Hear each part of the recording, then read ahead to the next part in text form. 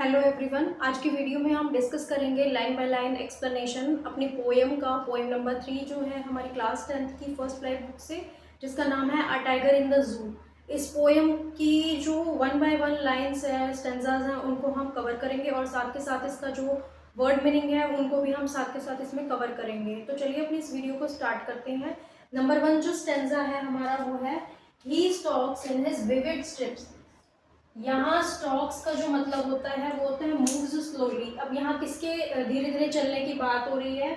जो टाइगर है उसकी बात की जा रही है। ये पूरी पोएम ही टाइगर के ऊपर है, जिसमें वो केज और जंगल के बीच का जो कंपैरिजन है वो शो करते हैं।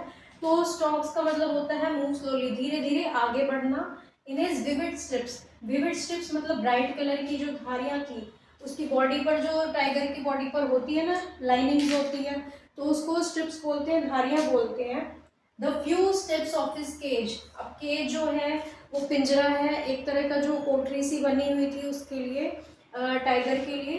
तो वहाँ वो धीरे धीरे आगे बढ़ता है।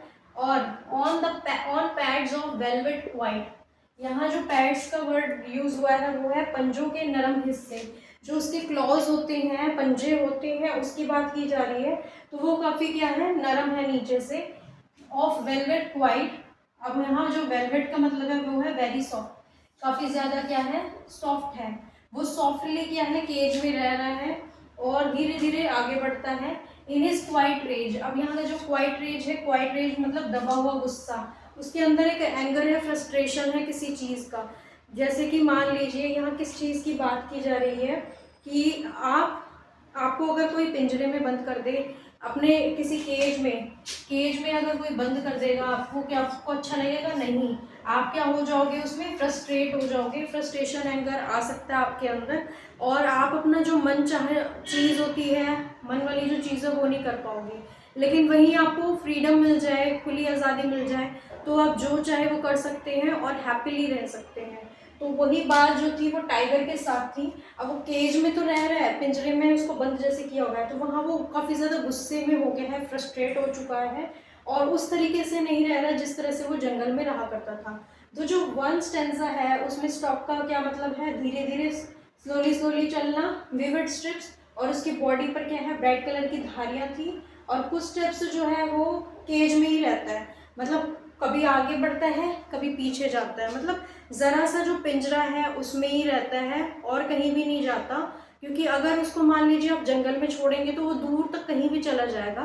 लेकिन केज जो है एक कोठड़ी टाइप की होती है, ज़रा ज़रा सी जगह होती है जहाँ पर कदम भी धीरे धीरे करके उसको चलना होता है और ज़्यादा दूर तक भी वो जा नहीं सकता उसमें। तो मूवमेंट जो होगी वो ज़्यादा नहीं होगी, बहुत कम धीमी होगी।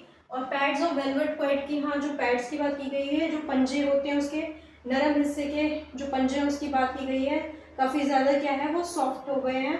इन इज क्वाइट रेज, अब उसके अंदर जो है क्वाइट रेज है, मतलब अंदर से ही दबा हुआ क्या है, गुस्सा है इन सब चीज़ों की वजह से, क्योंकि वो खुले एरिया में नहीं रह पा रहा है, केज में बंद दबा हुआ है।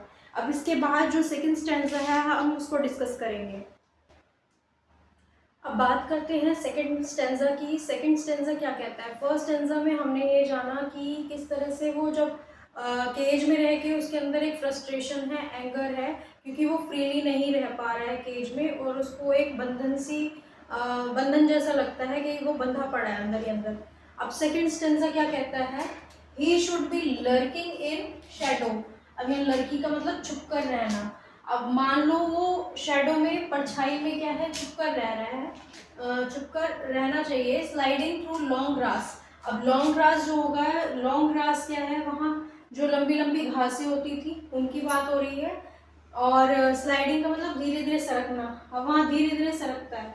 नियर द वाटर होल, अब पानी का जो होल है उसकी बात की गई है। वाटर होल का मतलब वहाँ तालाब की बात हो रही है। जब वो जंगल में होता था तो जंगल में रहते वक्त क्या है, वो शैडो में किसी परछाई में या कहीं छाया में जाके छुप जाया करता था और छुपकर देखता था अपने शिकार को, और धीरे धीरे लॉन्ग ग्रासेस पर वो सरकता रहता था।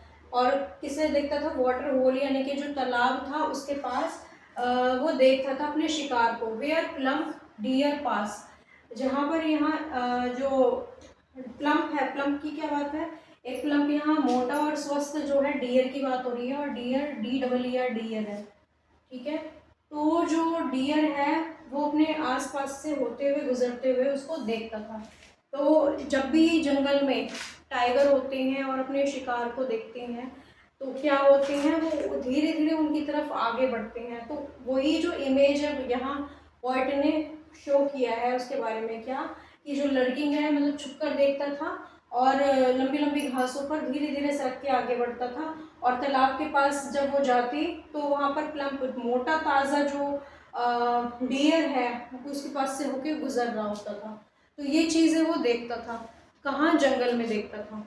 तो जंगल में और केज की अलग बात हो गई है, क्योंकि केज में वो बेशक से उसके आगे भी कोई अगर जानवर है, कोई और जानवर है, डियर हो, अगर वो उसके सामने से भी निकल के जाएगा ना वो फिर भी उसको पकड़ नहीं पाएगा। लेकिन वहीं अगर वो फ्रीली होता, जंगल में होता, तो उसका वो आराम से शिकार कर पाता। मैं आशा करती हूँ स्टेंजा नंबर 1 और 2 जो है आपको क्लियर हुए होंगे इस पोएम के, जिस पोएम का नाम है टाइगर इन द जू। इसके बाद की वीडियो में हम आगे के जो स्टेंजाज है उनको कवर करेंगे। तो चलिए इस वीडियो में इतना ही, मिलती हूँ मैं नेक्स्ट वीडियो में। Thank you for watching this video.